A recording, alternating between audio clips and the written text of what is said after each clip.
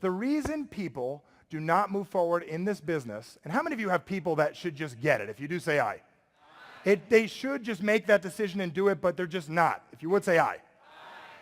The reason they're not is they do not have the confidence in what? It's not in the product. It's not in the company. It's within whom? Themselves. And the reason why is not because of them. It's because we also as leaders haven't showed them how to obtain it. Now, the second we all take permission in here and we take ownership and we decide that you out there, the reason that your people aren't doing what you want them to, and I know there's the ones that aren't going to do it anyways and all that stuff, but the second you make that decision, that it is your responsibility to educate them and build their confidence, what's going to happen is you then are going to be able to open up the floodgate of ideas. So let me ask you this question. What is the main reason why people join Zuri? Can anyone tell me? Screaming out loud, what? Freedom, right? What else? Health, right?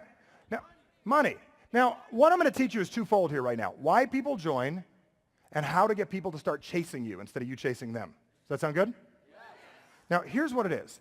How many of you joined this company because your previous business, everything was going absolutely fantastic?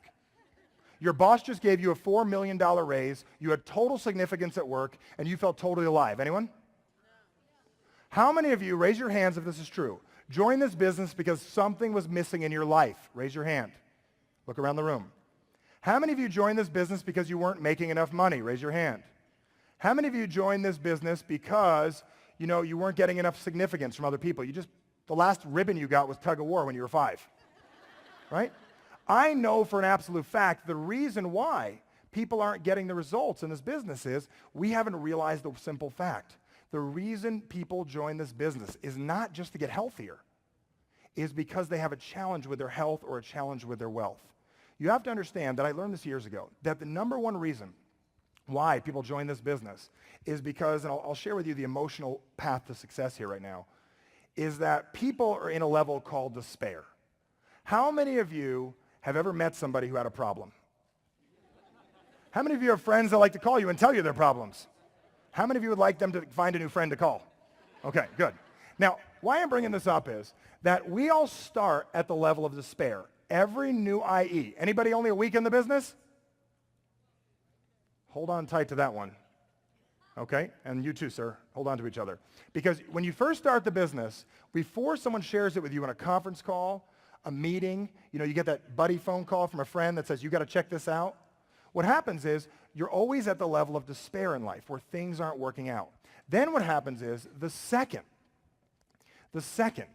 you go ahead and you see an opportunity meeting, you say, it's going to work out. What's that word? I hope it's going to work out. I'm so excited. I just got back from an opportunity meeting at the Levine's house, and it was so cool. I got fired up. Andreas shared with me the coolest thing. I'm real excited about this. This is going to be so great. I hope it's going to work. You go home to your wife, and your wife says what? It'll never what? So what do you do then? You go back to despair, and they fall out of the industry. How many of you realize this? Whose job is it to get them to hope? Because the second you recruit somebody and you bring them in the business, that's not when it stops. Because a lot of times we think, okay, got their money. What do I do now? Your job is to get them to what? Hope. The second you get them to hope, see, hope's not that strong. How many of you have hoped before in your life? I hoped to go to Disneyland for 20 years, right? And one day I had to make a what? Decision to actually get myself there.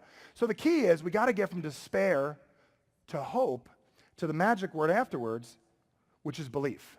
Now, how much stronger is the belief than hope? Can anyone tell me?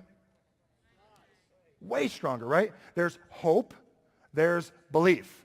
Hope falls off, but belief is when you come here. How many of you are new to the business and got a little more belief this weekend? If you did, say aye. So you can get belief at an event like this. So your job is to get people to this event so they can develop what? Belief. Now, you can't wait all month and 2 months to get them somewhere like this. You got to show them how to build the belief on a regular basis. And I'm going to show you guys how to do that here in a couple minutes. But what happens is if they have belief, they get excited. But if things wear off, they go to hope, down to despair, and then they're what?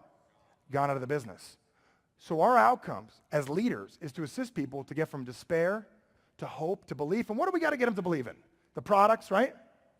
How do you get them to believe in the product if they're not even taking it? Could you show them people that are taking it? Testimonials, right? What other examples can you do? There's the product. You got to get them to believe in the opportunity. You got to get them to believe in direct sales, but most importantly, believe in what? Themselves.